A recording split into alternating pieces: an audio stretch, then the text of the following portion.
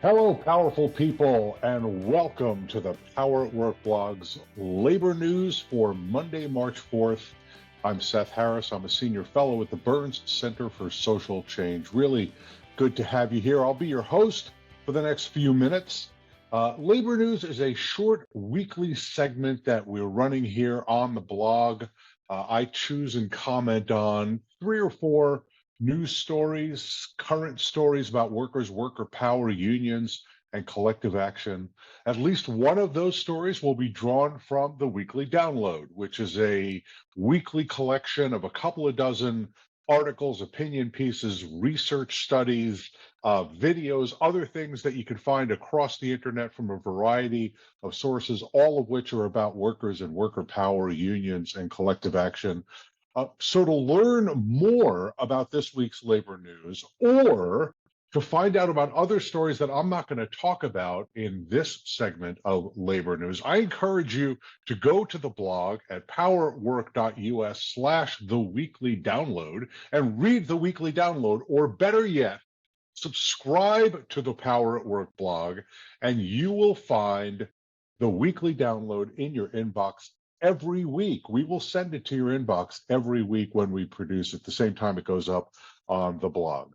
This week's edition of the weekly download is issue number 55. So here we go with this week's labor news. Now, I'm going to do things a little bit differently this week.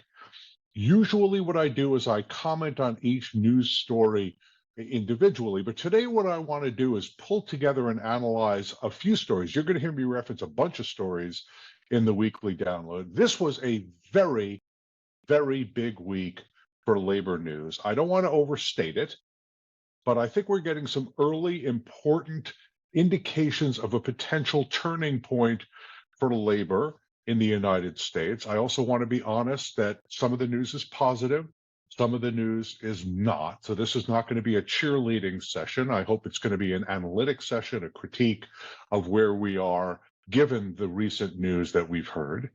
The biggest news of the week was featured, of course, in the weekly download, and we chose Jonathan Limehouse's story for USA Today, but a lot of outlets covered the story that Starbucks and Workers United have reached a framework agreement for collective bargaining with the roughly 10,000 baristas in about 400 stores that Workers United represents. Workers United represented workers. The workers who were represented by the union will get the benefits that Starbucks has illegally withheld from those workers in an effort to undermine the union organizing that's been going on now. Now that those unionized workers will get those benefits, and perhaps most important, the union and Starbucks are going to discuss a fair process for organizing at Starbucks going forward.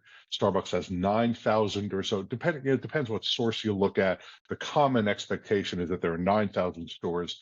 Starbucks' SEC filings say it's 13,000 stores. Doesn't really matter. It's a lot of stores. That now the union is going to work with Starbucks to try and enter into an agreement regarding how those workers would be organized if they are organized. I think it's hard to overstate the importance of this Starbucks Workers United agreement. Let's start with this. Starbucks has become a signal, a leader, a paradigmatic example of employer opposition to employees choosing a union.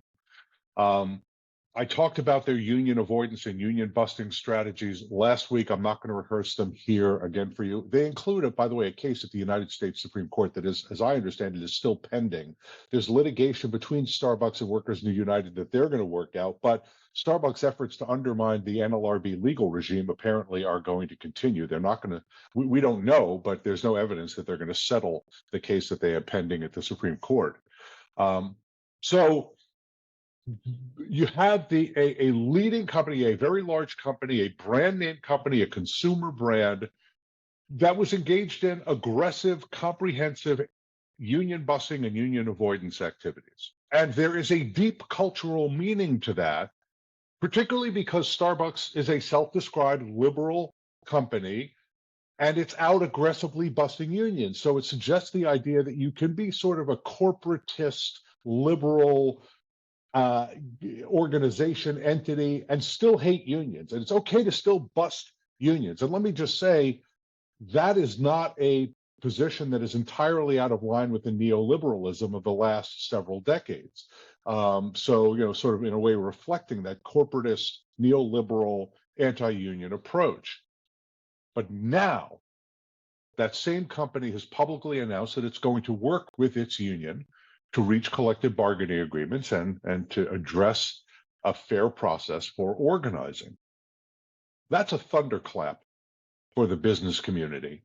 Union busters are going to do what they do, but their leader has abandoned the field and to some extent embraced the other side, maybe a little grudgingly. Maybe it's one of those half hugs, holding your butt out, kind of pat on the back kind of hugs, but they've done it.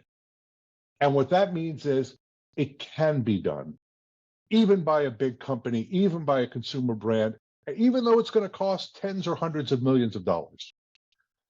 A rational, profit maximizing company can make that choice. Now, they're not the first. Microsoft struck a deal with the communications workers. They promised neutrality toward union organizing at its properties. That now includes Activision Blizzard, the gaming company, which has been ferociously opposing organizing efforts there. Now they're going to be, now after the merger finally closes, there's going to be some kind of a neutrality effort there. Noam Scheiber has a story for the New York Times about Microsoft that's included in the weekly edition as well. I really encourage you to take a look at it. A very smart piece. But it's also a choice that the last non-union hotel on the Las Vegas Strip has taken. The Venetian is now going to be union. You have new management, you have a new attitude. We've seen Anheuser-Busch and the Hollywood movie studios agree to contracts with their unions without strikes in the last couple of weeks. Remember, the Hollywood studios caused two of the biggest strikes of 2023. We talked recently about this gigantic explosion in the number of workers who went out on strike and the number of strike days that we experienced. A big part of that was the actors and writers strikes in Hollywood caused by the Hollywood studios. Now they've cut a deal with the musicians that didn't require a strike, and they've got negotiations coming up with their movie crews represented by IATSE. We'll see what happens there.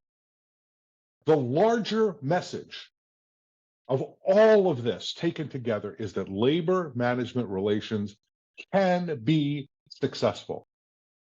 Employees organizing is not the end of the world for corporate America. It's not the death of profit. It is workers exercising voice and participating in decision-making about their work lives and their communities. Corporations can work with unions, even if they don't want to. And let me say, Starbucks doesn't want to. They were forced to by Workers United. Boy, those baristas have shown, and the organizers working with them have shown an unbelievable amount of courage. Workers being fired for organizing unions and being discriminated against and facing all kinds of disadvantage. And who knows what the private conversations are between supervisors and baristas in those stores, or human relations workers and those baristas in those stores, or labor avoidance, union avoidance consultants in those stores. They showed a lot of courage. We just saw a filing of 21 additional petitions with the NLRB, right? We've seen an attack on Starbucks board. We've seen an attack on Starbucks publicly. All of these things really added up and put pressure on Starbucks. I'm not saying that Starbucks all of a sudden fell in love with the union. That's not what happened. But they showed that corporations can work with unions. That used to be the attitude in America in the 1950s, 1960s, and 1970s. And that was a period of outstanding economic growth in the United States, right? The 1970s, things changed. Globalization came, high inflation, the after effects of the Vietnam War, and government spending during the Vietnam War. But it was only after President Ronald Reagan busted the Air Traffic Controllers Union in 1981 and sent a signal to all of corporate America that they could do the same thing, that we ended up with 40 years of a norm that profit-focused companies can battle and destroy their unions, and that's okay. That's American capitalism.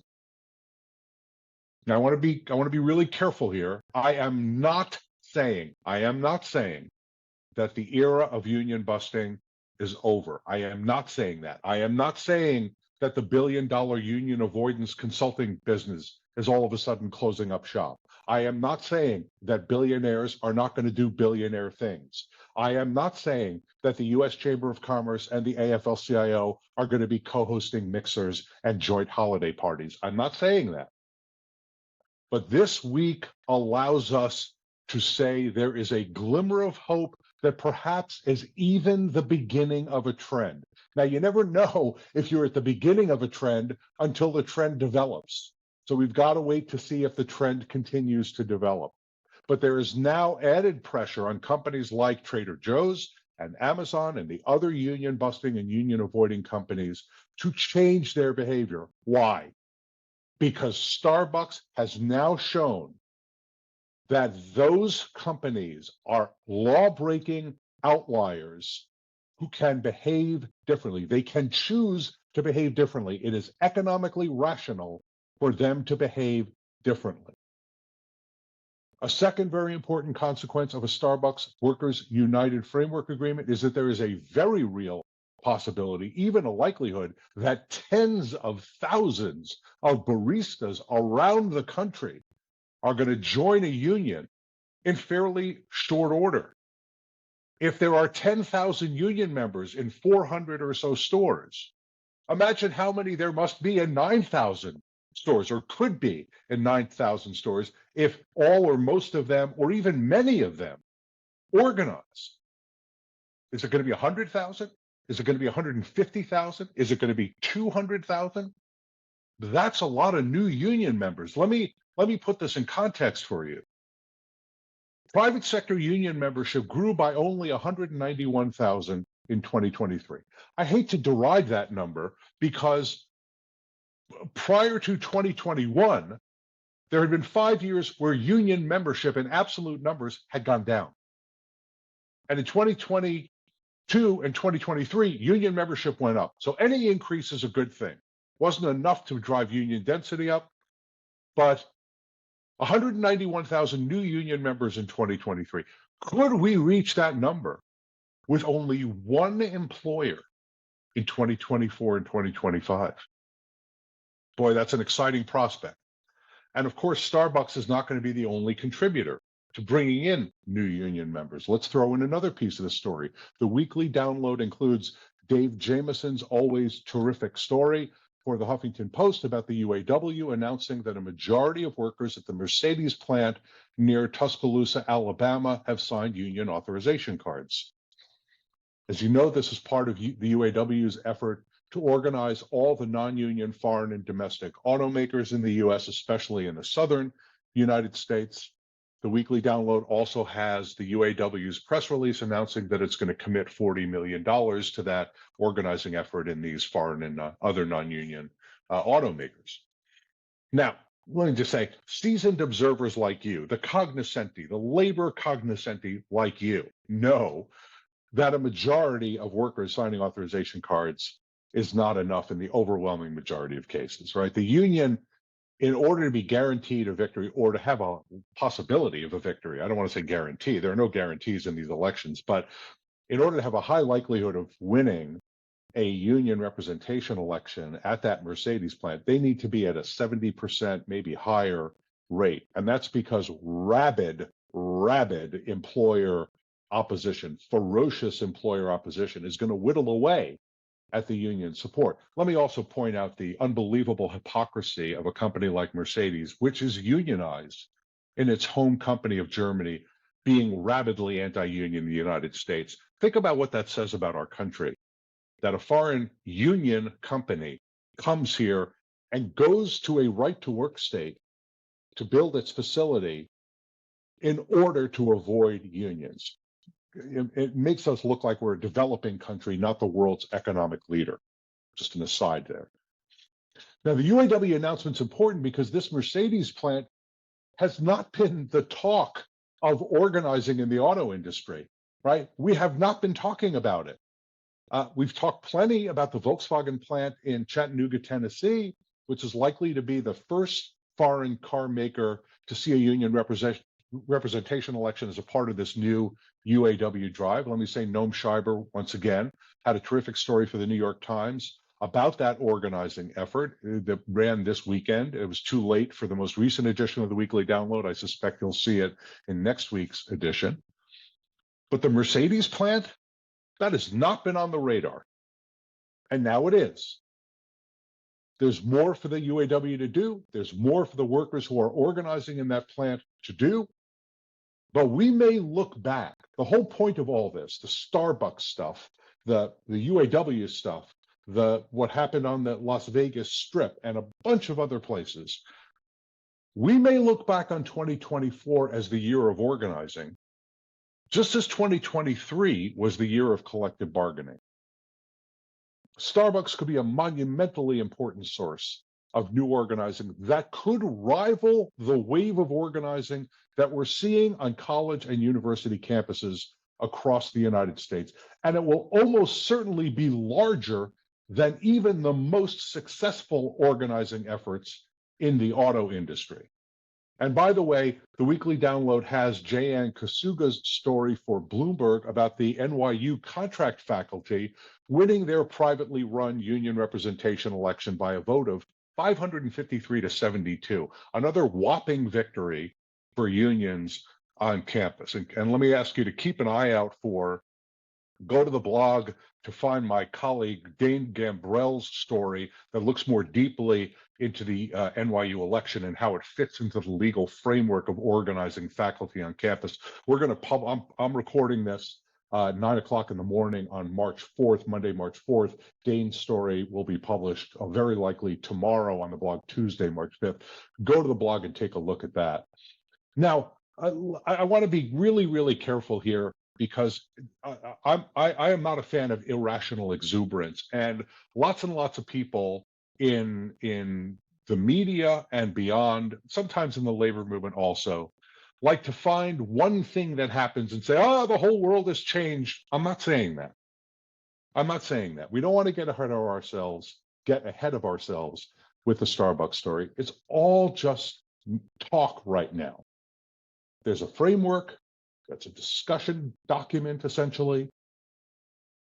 But that's what collective bargaining is. It's talk that leads to deals. Now what we can hope for is productive talk that leads to a good deal. That's the next step. And we can put the pieces together from a few industries here and there, big industries, important industries, signature industries, brand name companies.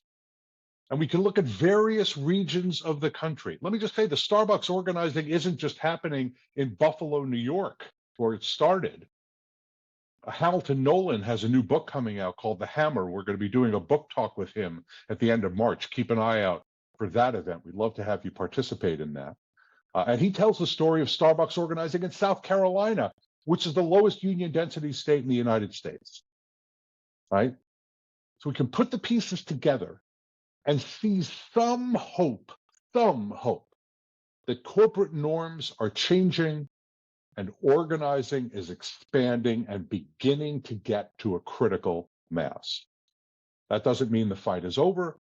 The fight goes on. The Power at Work blog is a project of the Burns Center for Social Change at Northeastern University. The Burns Center develops innovative, participatory, and equitable approaches to solving public problems using new technology. Our faculty and fellows are accomplished, nationally recognized changemakers. Interested in learning more? Go to burns.northeastern.edu and sign up for our mailing list. And you can follow us on social media at Burns Center on Twitter, LinkedIn, and Instagram. The Burns Center for Social Change, from demanding change to making it. Okay, I've given you the good news. Here's the bad news.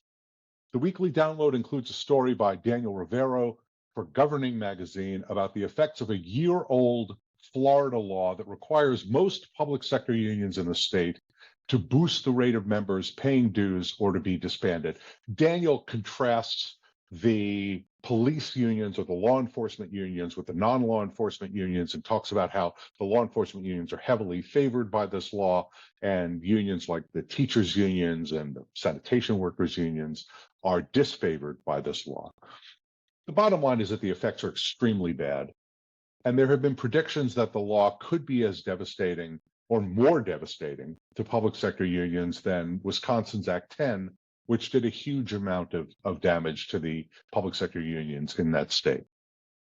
I want to talk about this not because I just recently happened to be in Florida, but because it matters to all of us.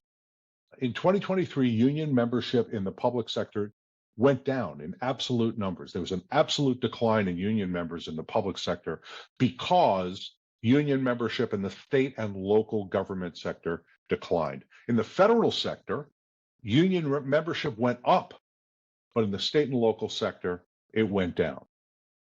Union density in the United States as a whole overall declined because of that loss of union membership in state and local government employees, among state and local government employees. That's exactly what right-wing governments are trying to accomplish.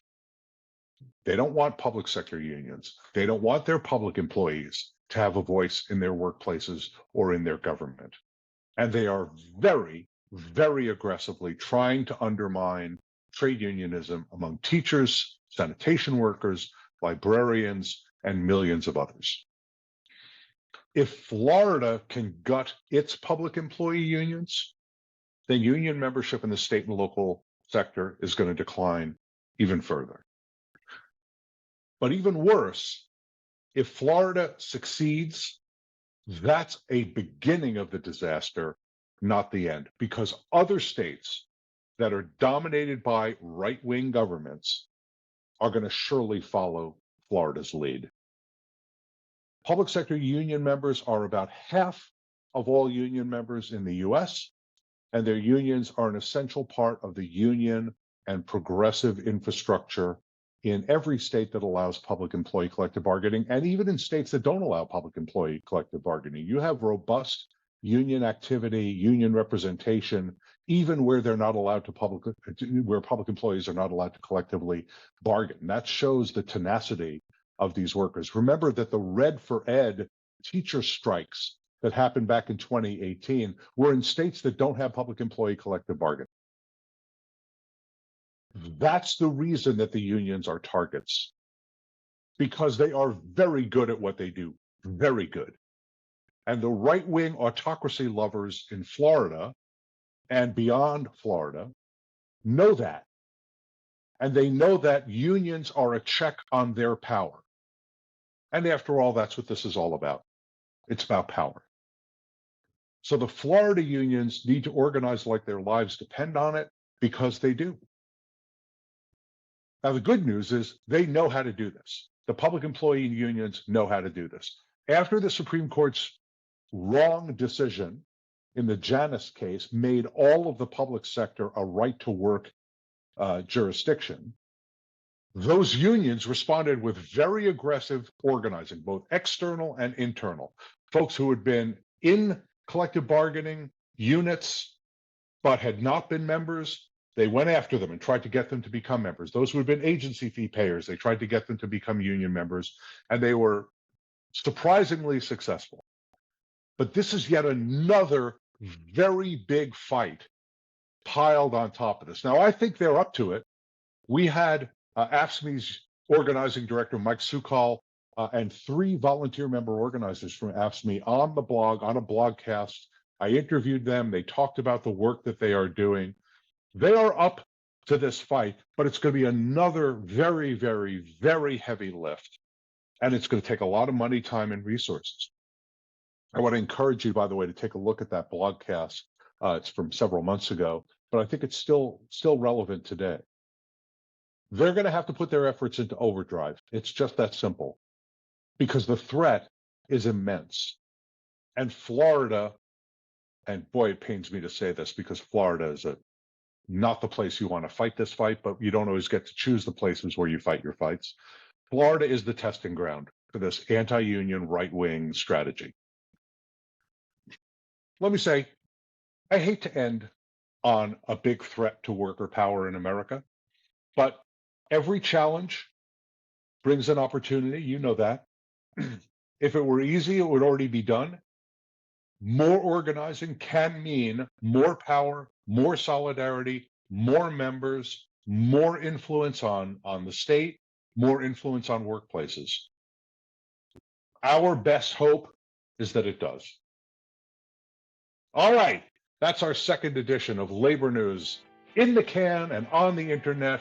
Thank you so much for tuning in. Please subscribe to the Power at Work blog right now so you can keep up with all of our latest content and receive the weekly download in your inbox. You can also follow us on almost all the social media channels: LinkedIn, Facebook, Twitter, X, Threads, Instagram, and TikTok. Just search Power at Work or Power at Work blog and you'll find us there. Thank you for watching Labor News on the Power at Work blog. We will see you again on the blog really soon.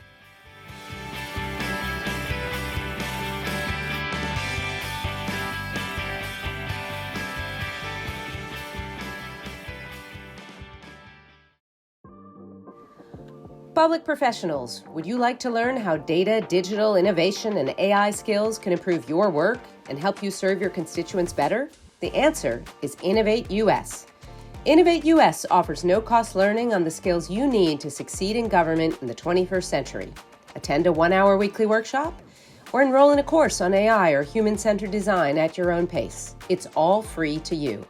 Visit innovate-us.org today to learn more and sign up. That's Innovate-US. Visit right now.